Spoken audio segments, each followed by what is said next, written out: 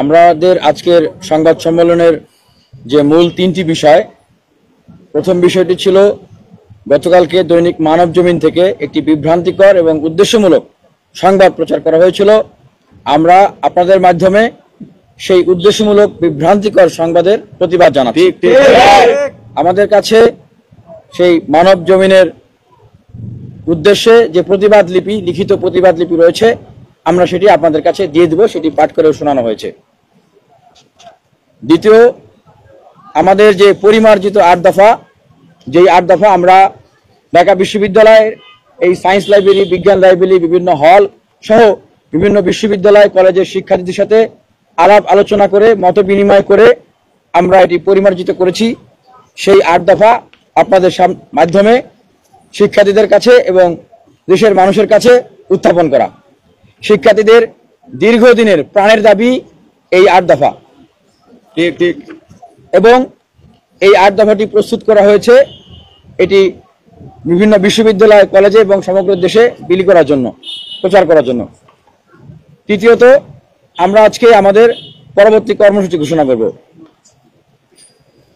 আপনাদের যদি প্রথম যে বিষয়টা আছে সেই বিষয়টা সম্পর্কে কোনো প্রশ্ন থাকে, মানব জমিনের যে আমরা প্রতিবাদ জানাচ্ছি সেটা আপনারা বলতে পারেন, আমরা সেই বিষয়ে উত্তর দেব। এখানে একটা হয়রানির শিকার হচ্ছে। দেখেন, এখানে কিন্তু এই সেন্ট্রাল লাইব্রেরি থেকে এবং বিভিন্ন বিশ্ববিদ্যালয় কলেজের ক্যান্ডিডেটের শিক্ষার্থী বন্ধুরা এখানে আছে। আপনারা কি মনে করেন যে এই আন্দোলনটা শিক্ষার্থীদেরকে হয়রানি করার কোনো আন্দোলন? না, শিক্ষার্থীরা বলছেন এই আন্দোলনটা কিন্তু শিক্ষার্থীদেরকে হয়রানি করার কোনো আন্দোলন না, বরঞ্চ আমাদের এই আন্দোলনটা ছিল 46তম বিসিএস কে কলঙ্ক মুক্ত করা। আমরা বিভিন্ন সময় দেখেছি, বিভিন্ন ভাবে দেখেছি, ছলে বলে কলে কৌশলে এই আবেদ আলী গং যারা প্রশ্ন পেয়েছে তাদেরকে রেখে, তাদেরকে সাথে করে নিয়ে পরীক্ষা দেওয়ার ব্যবস্থা করা।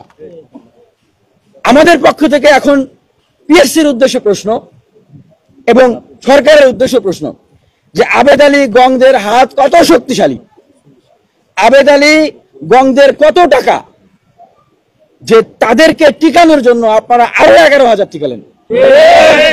বাংলাদেশে এরকম কি কোনো মানদণ্ড আছে, এরকম কি কোনো নীতিমালা আছে যে প্রশ্ন ফাঁস হলে সেটা পিএসসি স্বীকার করেছে না? ভাই, যদি না হতো তাহলে তো অস্বীকার করতো, তাহলে তো আর 1,000 টিকাতো না।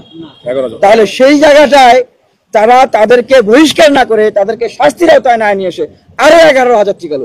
সামনে যদি পিএসসির এরকম ভাবে আরো প্রশ্ন ফাঁস হয় তাহলে সেটাকে বৈধতা দেওয়ার জন্য এইভাবে আরো কত হাজার করে ওনারা টিকাবেন। শিক্ষার্থীরা তো, আমরা তো সেই কথাটাই বলতেছি যে প্রশ্ন মাস বাংলাদেশের শিক্ষা ব্যবস্থাটাকে, মেরুদণ্ডটাকে ধ্বংস করে দিয়েছে, বাংলাদেশের চাকরি ব্যবস্থাটাকে ধ্বংস করে দিয়েছিল, যেটা আমরা পতিত সরকারের সময় দেখেছি। তাহলে সেই পতিত সরকার আওয়ামী লীগের সময়ের যে দুর্গন্ধ, যে নষ্ট, সেইটাকে কেন জোর করেই এই 5 আগস্ট পরবর্তী সরকার বা এই পিএসসি বয়ে বেড়াবো? কি স্বার্থ, কি উদ্দেশ্য? পিএসসিতে এখনো আওয়ামী লীগের প্রভাব রয়েছে, এটা মনে করার কিছু নাই। আপনারা অনুসন্ধান করেন, আওয়ামী লীগের সময়ের যে দোসররা ছিল, যারা বিভিন্ন সিন্ডিকেট, নিয়োগ বাণিজ্য, প্রশ্ন ফাঁস এই সমস্ত কিছুর সাথে জড়িত ছিল, তাদের বিশাল একটা অংশ, এবং যারা ফ্যাসিবাদের দোসর ছিল, আওয়ামী লীগের এমপি, মন্ত্রী, মাস্টার মাইন্ড, তাদের ঘনিষ্ঠজন ছিল, তাদের বিশাল একটা অংশ এখনো পিএসসিতে রয়েছে। দেখেন, আমরা একটা জিনিস আপনাদের মাধ্যমে স্পষ্ট করছি, ভাই, পিএসসি আমাদের শত্রু না, আমরা তাদের বিরুদ্ধে কোনো যুদ্ধে নামি নাই। পিএসসির চেয়ারম্যান বা কোনো সদস্য আমাদের কারো শত্রু ভাই না, আমাদের তাদের সাথে কোনো ব্যক্তিগত শত্রুতা নাই। তাদের আমরা কেউ পদত্যাগ চেয়েছি, এখন পর্যন্ত আমাদের কোনো পদত্যাগও চাই নাই। সরকার কি আমাদের শত্রু? আমরা কি সরকারের বিরুদ্ধে কোনো আন্দোলন নিয়ে নেমেছি? এই বিশ্ববিদ্যালয়ে, কলেজের ছাত্রছাত্রীরা, এই লাইব্রেরির ছাত্রছাত্রীরা আমরা নেমে কোটা আন্দোলন থেকে আমরা এই জুলাই গণ অভ্যুত্থান রচনা করেছি। এই লাইব্রেরির ছাত্ররা এখানে পড়াশোনা করে, আবার এই ক্যাম্পাসে যেন বিভিন্ন বিশ্ববিদ্যালয় কলেজেরা পড়াশোনা করতেছে, হলে তারা বিভিন্ন ক্যাম্পাসে যেন আবার ছাত্রলীগ, আওয়ামী লীগ ঢুকে অস্থিতিশীলতা না করে, এই জন্য আবার বিভিন্ন সময় নেমে নেমে মিছিলও করতেছে, পাহারা দিচ্ছে। বাংলাদেশকে এই ছাত্ররা পাহারা দিচ্ছে, এটাই সত্য। সুতরাং তাদেরকে নিয়ে প্রশ্ন তোলার কোনো ধরনের কোনো অবকাশ রাখে না। আর এই যে আন্দোলনটা দেখেন, এই আন্দোলনটা কিন্তু সাধারণ শিক্ষার্থীদের প্রাণের দাবির আন্দোলন, সার্বজনীন আন্দোলন। এইখানে বাংলাদেশের সকল রাজনৈতিক ছাত্র সংগঠন সমর্থন দিয়েছে। আমি ভুল বলেছি না মিথ্যা বললাম? রাজনৈতিক দলগুলোর জায়গা থেকে সমর্থন দিয়েছে। তাহলে এই আন্দোলনকে নিয়ে কেন বিতর্ক তৈরি করা হবে? এটা তো কোন দলীয় রাজনীতির আন্দোলন না, জন্য কাজ করবে। এবং ছাত্র সংগঠনগুলো কিন্তু এই আন্দোলন, এবং আপনি আরেকটি প্রশ্ন করেছেন, আমরা আর একটা পয়েন্ট যেটা দিয়েছি যে এই 46তম বিসিএস নিয়ে ভবিষ্যতে যেন কোনো প্রশ্ন না ওঠে, সেটার নিশ্চয়তা সরকারকে দিতে হবে। কারণ ওনারা ওনাদের ওয়েবসাইটে বলেছেন যে এটার নাকি নিশ্চয়তা কেউ দিতে পারবে না। তাহলে ওনারা কেন আমাদের পরীক্ষা নেওয়ার দায়িত্ব নেবে, ওনারা যদি নিশ্চয়তা না দিতে পারে? কারণ 27তম বিসিএস বাতিল হয়েছে, 18 সালের কোটা সংস্কার আন্দোলনের প্রজ্ঞাপন আবার 24 সালে এসে ঝুলিয়ে দেওয়া হয়েছে। ভবিষ্যতে যে এইটাকে পরবর্তীতে ঝুলিয়ে দেওয়া হবে না তার গ্যারান্টি দিতে হবে, এবং এটার গ্যারান্টি দেওয়ার অনেক রকমের প্রক্রিয়া আছে, যেটা নিয়ে পিএসসির কর্তৃপক্ষ যদি আলোচনা করতে চায় আমাদের পক্ষ থেকে তাদের সাথে আলোচনা হবে। এই 8 দফা শিক্ষার্থীদের প্রাণের দাবি, দল মত নির্বিশেষে সকলের দাবি, বাংলাদেশের মানুষের দাবি। আমরা এই 8 দফাকে কেন্দ্র করে আমরা কাজ করছি। এই আন্দোলনকে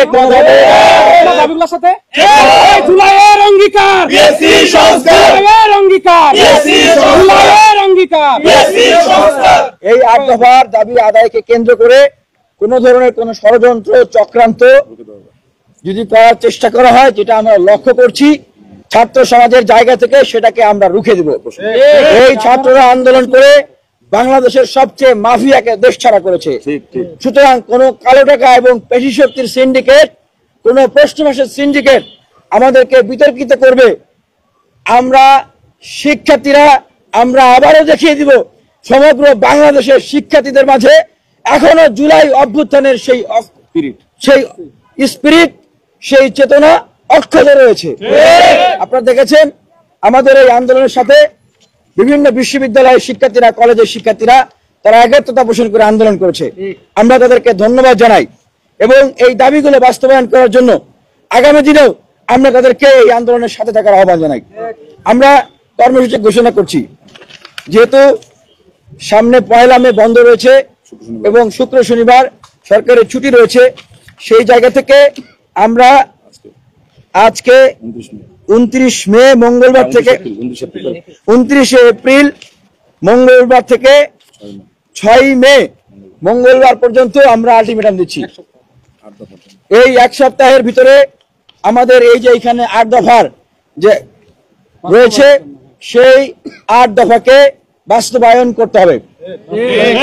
আর এই সময়ে আমরা প্রত্যেকটা বিশ্ববিদ্যালয় কলেজে গণসংযোগ কর্মসূচি আমাদের চলমান থাকবে। আমরা এখান থেকে প্রত্যেকটা বিশ্ববিদ্যালয়ের প্রতি আহ্বান জানাচ্ছি, এই আন্দোলন আপনার আমার আমাদের সকলের আন্দোলন। আজকে হয়তো আপনি বিসিএস এর ক্যান্ডিডেট নন অথবা বিসিএস এর প্রার্থী নন, কিন্তু আগামীকাল কিন্তু আপনাকে এই বিসিএস এর সিটে বসতে হবে। আপনি না বসলে আপনার ছেলে মেয়ে বসবে, আপনার ভাই বোন বসবে। সেই জায়গা থেকে আমরা এই আন্দোলনকে আপামর শিক্ষার্থীদের দোরগোড়ায় এবং গণমানুষের কাছে একটা বৈষম্য মুক্তির আন্দোলন হিসেবে আমরা ছড়িয়ে দিতে চাই। একটা দুর্নীতি মুক্ত, একটা স্বচ্ছতা এবং মেধাভিত্তিক বাংলাদেশ গঠনের আন্দোলন হিসেবে আমরা ছড়িয়ে দিতে চাই। আমরা আপনাদের যদি কোনো প্রশ্ন থাকে আমরা আপনাদের সেই প্রশ্ন নিতে চাই। আমরা প্রশ্ন নিয়ে আমাদের সংবাদ সম্মেলন আমরা শেষ করব। আপনাদেরকে একটা বিষয় জানাতে চাই, দেখেন এই গণঅভ্যুত্থানের পরে 7 মাস পার হয়ে গেছে, কিন্তু এই প্রশ্নবাসের যে সিন্ডিকেট, সেই সিন্ডিকেটের বিরুদ্ধে কিন্তু কার্যকর কোনো ব্যবস্থা নেওয়া হয়নি। এবং আমরা আপনারা যে বললেন 46 অনেকে হয়রানি হচ্ছে বা 44-এর ভাইবার দাবিতে, বিষয়টা শুধুমাত্র এই পর্যন্ত সীমাবদ্ধ না।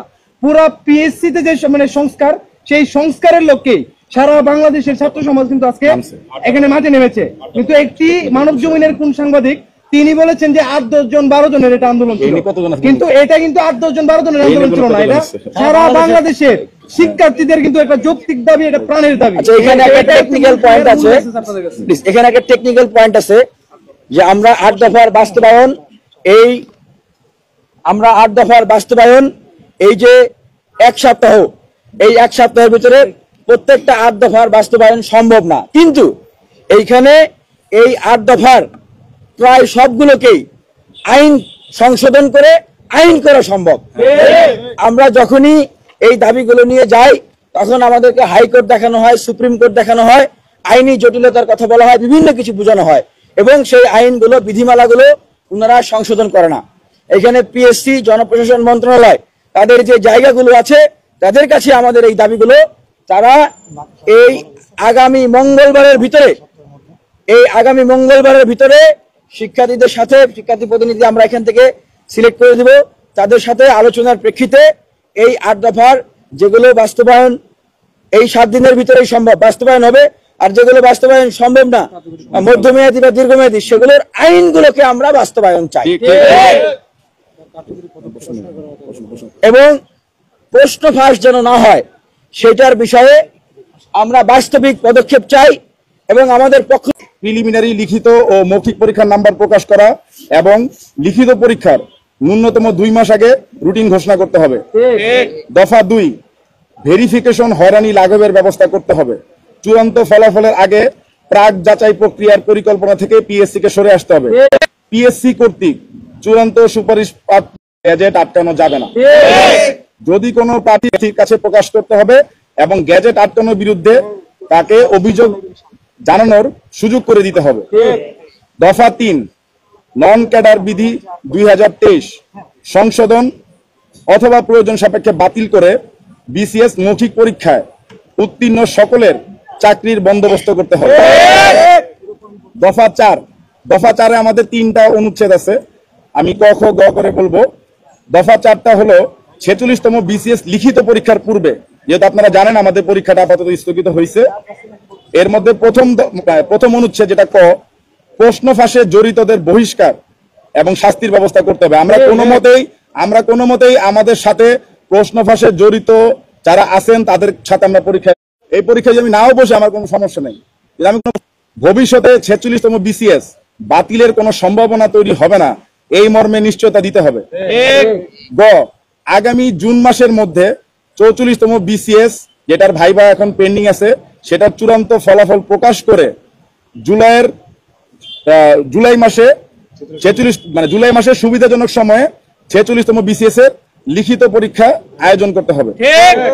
দফা 5, 45তম বিসিএস থেকে 45তম, আমি আবার উচ্চারণ করতেছি 45তম, সামনে যে বিসিএসটার রিটেনের রেজাল্ট অপেক্ষমান আছে সেই 45তম বিসিএস কমপ্লিট করে 2025 সালের ডিসেম্বরের মধ্যেই চূড়ান্ত ফলাফল প্রকাশ করতে হবে। দফা 6, ভাইবার পূর্বে ক্যাডার পছন্দক্রম পুনরায় রিচয়েস করার সুযোগ দিতে হবে এবং 45তম বিসিএস থেকেই এই সুযোগটা আমাদেরকে প্রদান করতে হবে। দফা 7, বিসিএস এর জট নিরসনে দ্রুত অধ্যাদেশ জারি করে অস্থায়ীভাবে কমিশনের বিজ্ঞ সদস্য সংখ্যার সীমা 25 থেকে 30 জনে উন্নীতকরণের প্রস্তাব আমরা করতেছি। এবং সর্বশেষ দফা 8, লিখিত খাতার মূল্যায়নে গতিময়তা, নিরাপত্তা ও নিরপেক্ষতা আনয়নে কমিশনে বসে পরীক্ষকদের খাতা দেখার ব্যবস্থা করলে আমাদের জন্য সবচেয়ে বেটার হয়।